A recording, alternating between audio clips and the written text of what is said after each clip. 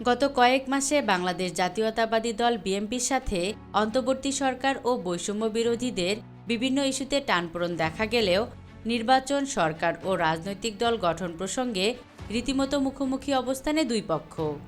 সম্প্রতি একটি সাক্ষাৎকারে বাংলাদেশ জাতীয়তাবাদী দল বিএনপির মহাসচিব মির্জা ফখরুল ইসলাম আলমগীর নিরপেক্ষ সরকারের অধীনে নির্বাচনের দাবি জানিয়েছেন।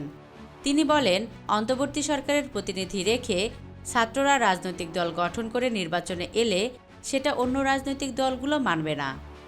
মির্জা ফখরুলের সেই মন্তব্যের প্রেক্ষিতে প্রতিক্রিয়া জানান অন্তর্বর্তী সরকারের তথ্য উপদেষ্টা নাহিদ ইসলাম। বৃহস্পতিবার নিজের ভেরিফাইড ফেসবুক অ্যাকাউন্টে দেওয়া স্ট্যাটাসে নাহিদ জানান, বিএনপির মহাসচিব মির্জা ফখরুল ইসলামের নিরপেক্ষ সরকারের দাবি আরেকটা ১/১১ সরকার গঠনের ইঙ্গিত বহন করে।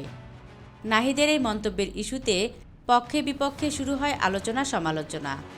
এ প্রেক্ষিতে বৈষম্য বিরোধী ছাত্র আন্দোলনের অন্যতম সমন্বয়ক সার্জিস আলম লিখেছেন, নাহিদ ইসলাম এর আজকের পোস্টটা দিনে ৩ বার করে আগামী ৭ দিন পড়বেন, অবশ্যই পড়বেন।